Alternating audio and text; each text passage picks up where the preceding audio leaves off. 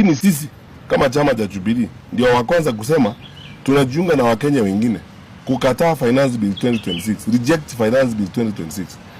Ukiangalia yale ambayo yako kwa hiyo finance bill, unashangaa tutaishi wapi na tutaenda wapi. The cost of living is already unbearable for many. Kenyan workers, wafanyakazi wa Kenya saa hii. Sijui kama kuna mfanyakazi Kenya hii ambaye anatarajia ama anatasamia kupata payslip. Maisha ya kufanya kazi nchi sasa imekuwa kama ni utumwa. It's slavery. And Kenyan workers are paying every day over taxation. Na ukweli ni kwamba hii serikali imetoka kwa mpango wa IMF program. Why did they get out of the IMF program? Kwa sababu wamekataa audit. IMF inauliza audit. Na mnajua kwa nini wanakataa audit. Sisi zote tunajua kwa nini wanakataa audit.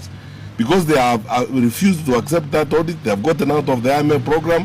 Sasa they are trying to look for money to plug the holes through overtaxation. Sasa tuna reject finance bill ya 2026. Hiyo sasa mtuonge tukiwa wa Kenya sasa wote. Venye mmeonga wale wazito wa transport sector. Venye mumewaonga, mtuonge sasa sisi wa Kenya wote. Mutuite wote. Hiyo finance bill tuna discuss chapter per chapter. Hivyo tu. Sasa mtuonge tukiwa wote. Lakini hii tumereject hiyo finance bill. Hiyo hata kama tushaiona tumereject.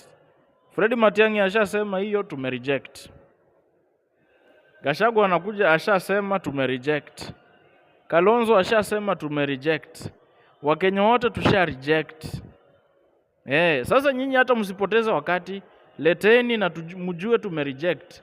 Na mnajuanga Wakenya tukireject inakuanga aje? Tunakuanga tumereject. Ni one term.